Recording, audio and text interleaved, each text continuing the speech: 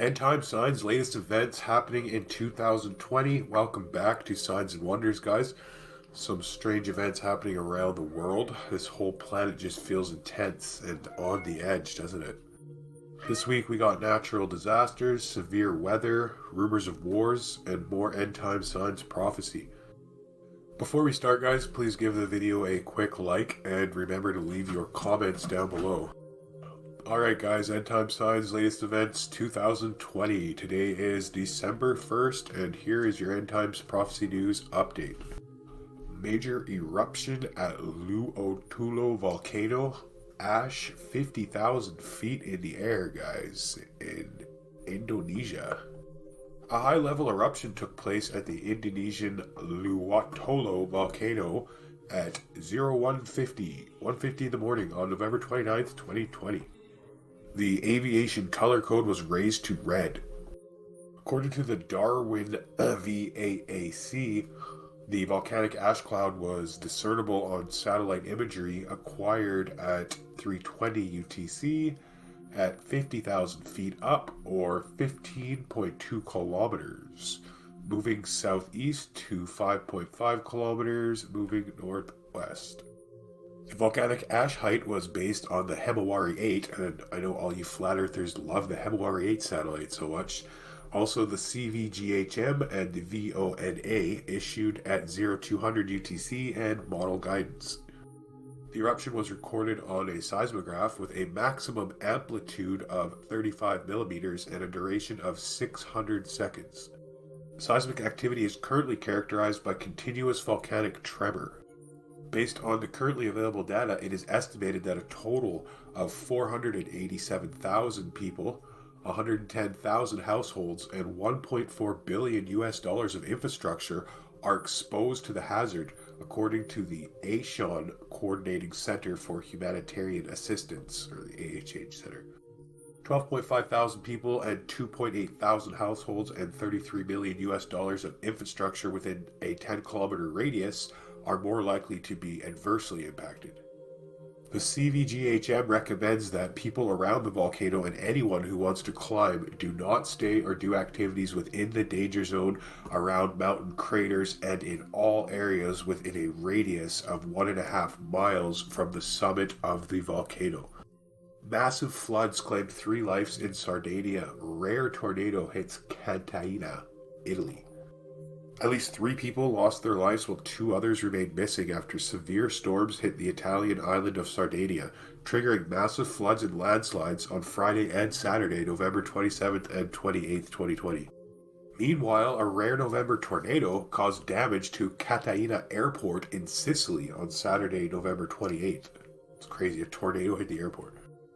Severe storms have battered Sardinia for 2 days in a row, causing flooding and landslides in several areas that left 3 people dead in Battii and 2 others missing. The victims lost their lives in mudslides and raging floodwaters. In Cagliari, strong winds downed many trees, while at Poito, the coast was completely submerged by floodwaters, reaching the height of Koiskis. I have no idea what that is unless you live in Italy. As of Sunday, November 29th, a red alert has been issued by the Civil Protection as officials prepared necessary precautions, warning residents door-to-door and closing establishments from Cagliari to Olbia. Several dams on the island had to discharge water to avoid overflowing. Residents in nearby settlements have been advised to avoid downstream areas. The red alert was in effect for 2 days in eastern Sardinia.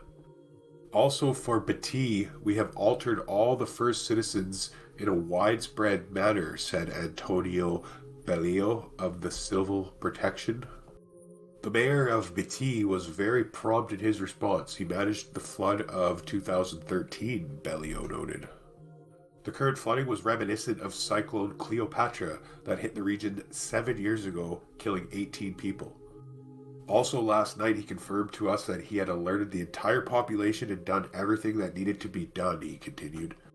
At least 3 people lost their lives while 2 others remained missing after severe storms hit the Italian island of Sardinia, triggering massive floods and landslides, which we already went over.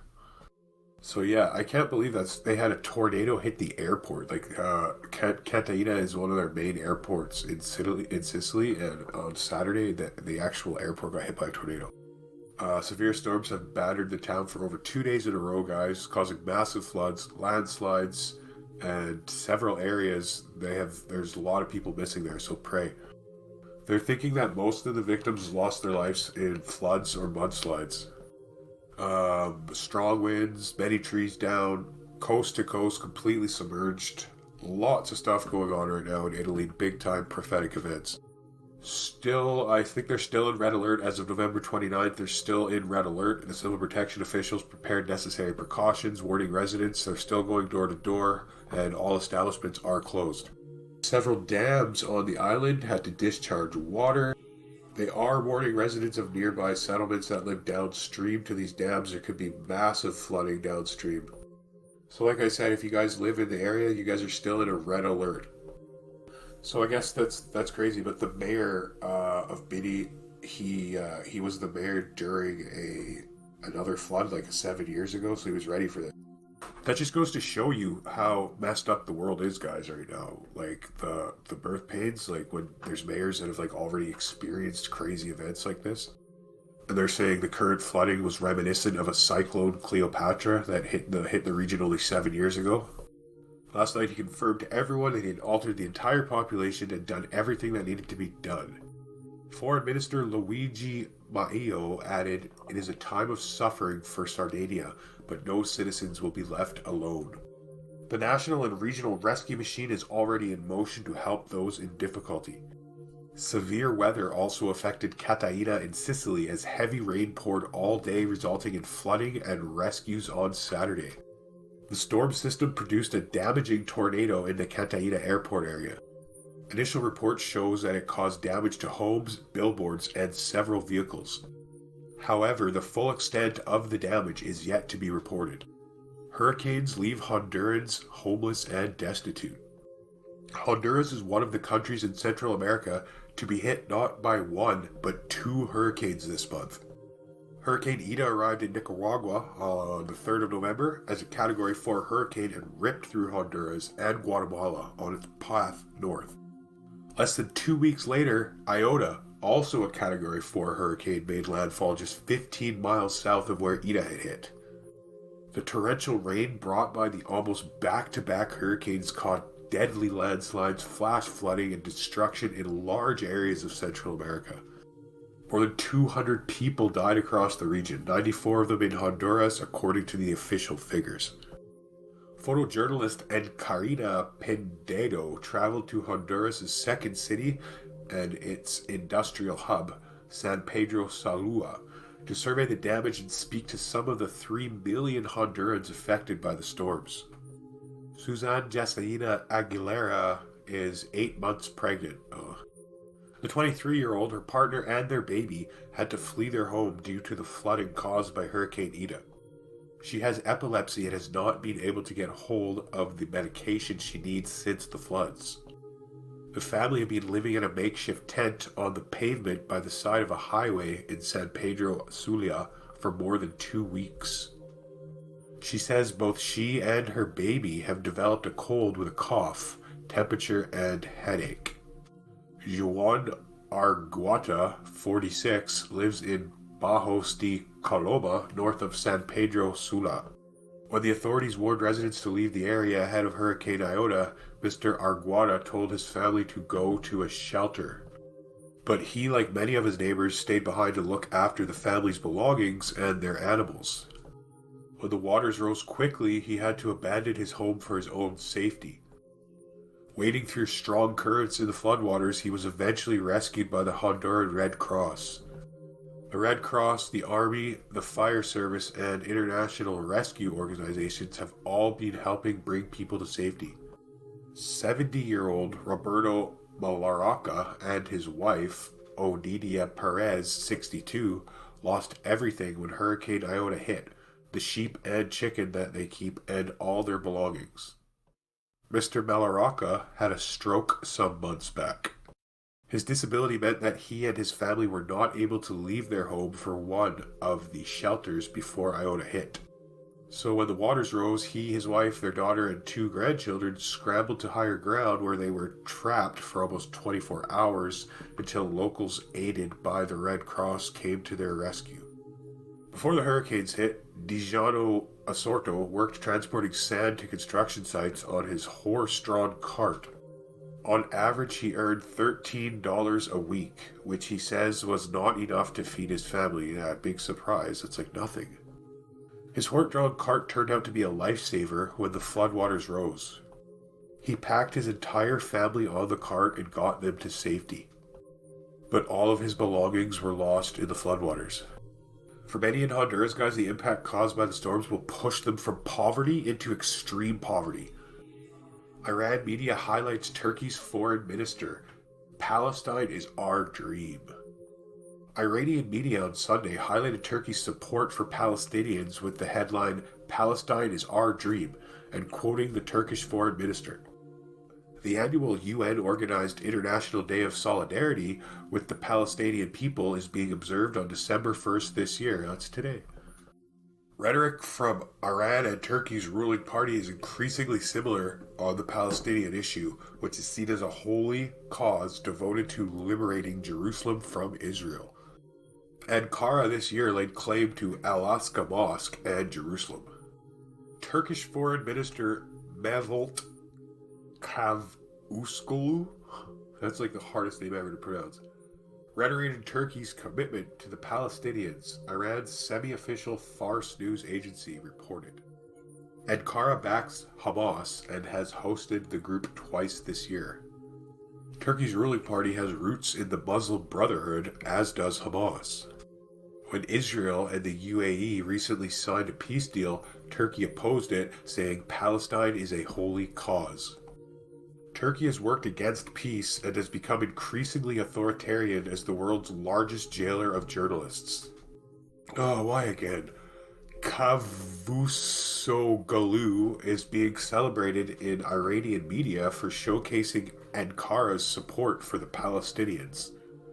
Turkey, like other rulers in the past, has used the Palestinian issue thinking it will give it more support as a champion of Islam. It does not actually do much for the Palestinians, though, except for hosting terrorist groups like Hamas. We wholeheartedly support our Palestinian brothers and sisters on the International Day of Solidarity with the Palestinian people, Cavusoglu wrote. This ideal is also our ideal. We will always stand by the Palestinian people in this just cause, he added. Israel raises alert level in delegations abroad. Iran has tried to target embassy personnel in the past, fearing an Iranian response to the assassination on Friday of its top nuclear scientist. Israel increased security at its embassies across the globe. The heightened state of alert was said to be over concern that Iran, known to have terrorist infrastructure in Europe, Africa, Asia, and South America, would try to hit an Israeli target to avenge the killing of Mohsen Fakhrizadeh, its top nuclear scientist, which the Islamic Republic has blamed on Israel. Jewish communities around the world were also said to have been instructed to be more vigilant. Iran's options vary. It could try to attack an Israeli embassy like it did in 1992 following the killing of Hezbollah's leader Abbas Massain in southern Lebanon by Israel. At the time, an Iranian cell blew up a powerful car bomb outside the Israeli embassy in Buenos Aires, killing 29 people, including 3 Israeli embassy personnel, 6 local embassy employees, and scores of innocent Argentinians, including elderly residents of a nearby nursing home and school children. Iran has in the past also tried to target embassy personnel. On February 13, 2012, 2 bombs were planted on Israeli diplomatic cars in New Delhi, India, and Tbilisi, Georgia, targeting Israeli diplomats. The bomb in Tbilisi failed to detonate and was defused by Gregorian police, while the one in New Delhi exploded and wounded an embassy staffer. Israel later accused Iran of perpetrating the attacks. Another option would be to attack Israeli tourists overseas like Iran did in Burgas, Bulgaria in 2012. Then, an Iranian suicide bomber blew himself up at the door to an Israeli tourist bus in Burgas, killing 5 Israelis and their Bulgarian bus driver. The attack came after numerous attempts by Iran and Hezbollah to avenge the assassination in 2008 of Hezbollah's military commander Ahmad Mughni, attributed to Israel. Iran could also attempt to send an armed drone across the northern border into Israel like it did in 2018 when an IAF helicopter shot down an explosives-laden drone that was on its way to explode somewhere in the north. In response, Israel bombed over a dozen Syrian and Iranian targets throughout Syria, including a base from where Iran had piloted the drone. Thank you everyone for your support. Massive thank you to my channel members, Patreons, and moderators. I'm going to try and post these videos every day like I used to. I'll do my best. It's quite a bit of work, but I'll do my best. I love you guys. Please subscribe. Please like the video. And please leave a comment down below. God bless you guys.